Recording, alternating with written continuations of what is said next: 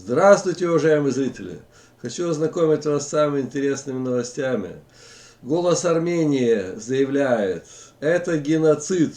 Баку создает в Карабахе условия, рассчитанные на физическое уничтожение армян. Сейчас там дорога заблокирована, Ханкинди-Лачин, уже целый месяц.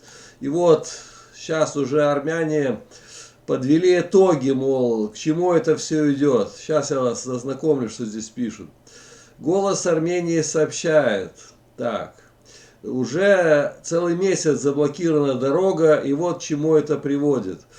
Недостаток продуктов питания, заявляют армяне. По этой причине закрыт 41 детский сад, 56 дошкольных групп, 20 учебных заведений продленного дня, которые не имеют возможности посещать почти 700 детей. В магазинах республики отсутствуют важнейшие продовольственные товары, в том числе фрукты и овощи.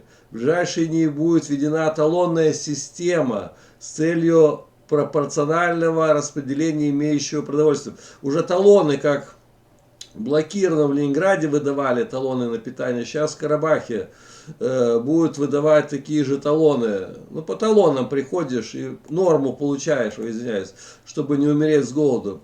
Вследствие выпавшего снега и невозможности очистительных работ еще более затруднилось движение по заблокированной трассе Горец-Ханкинди автомашин Международного комитета Красного Креста и российского миротворческого контингента, которые осуществляли минимальные поставки крайне необходимого количества товаров и перевозили в Армению тяжело больных людей. Так, вот тут пишут очень много в больницах лежат. Так, и что еще пишут, что проблемы возникли еще с электричеством. Я вчера говорил, там авария была. 9 января и без того тяжелая ситуация усугубилась аварией на единственной линии в Карабахе, которая из Армении. Там обрыв передач этих электропроводов. В общем, она... И теперь, что многие армяне остались вообще без света, да, и пишут, что это специально устроенная авария с азербайджанской стороны. И теперь азербайджанцы не дают провести осмотр и организовать аварийно-восстановительные работы. В общем, проблемы еще со светом огромные. И теперь вот пишут, что 10 января в пресс-конференции, которые одновременно провели два организатора, они называют организатора, это Пашинян и Алиев, было подтверждено, что блокада не будет прекращена, как минимум в ближайшее время. Пашинян не счел нужным подробно говорить о состоянии, в котором оказался народ Карабаха, в том числе по его вине.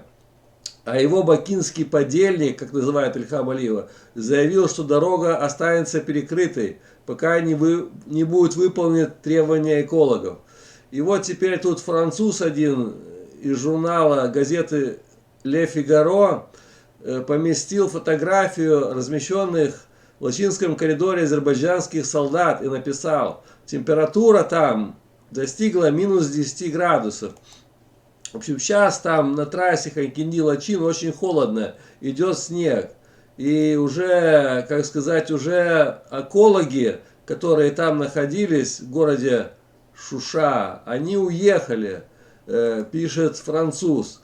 И вот, и сейчас, типа, он пишет, что азербайджанские псевдоэкологи поехали в Баку греться, а вместо них стоят солдаты. Так, вот, видите, это уже спецназ Азербайджана стоит.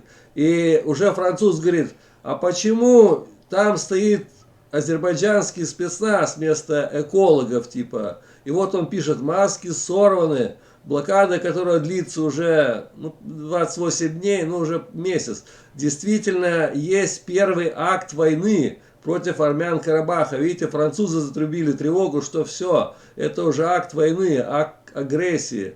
Блокада действительно есть акт военной агрессии.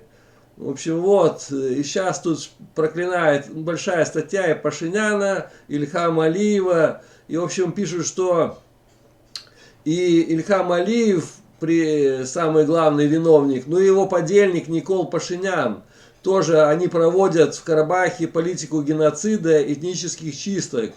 И что надо типа сдавать Карабах Азербайджану. И даже очевидно то, что они становятся соучастниками геноцида, не останавливаясь. Пашиняновская свора еще помогает, типа, и пашиняновские предатели все туда же записали. В общем, ситуация, ребята, такая, что все, в Армении, говорит, блокада будет продолжаться, геноцид продолжается, Ильхам Алиев с Пашиняном душит карабахских армян, и все это приведет к уничтожению армян. В общем, вот такие новости. Я вас все ознакомил. Всем спасибо, всем пока, до новых встреч.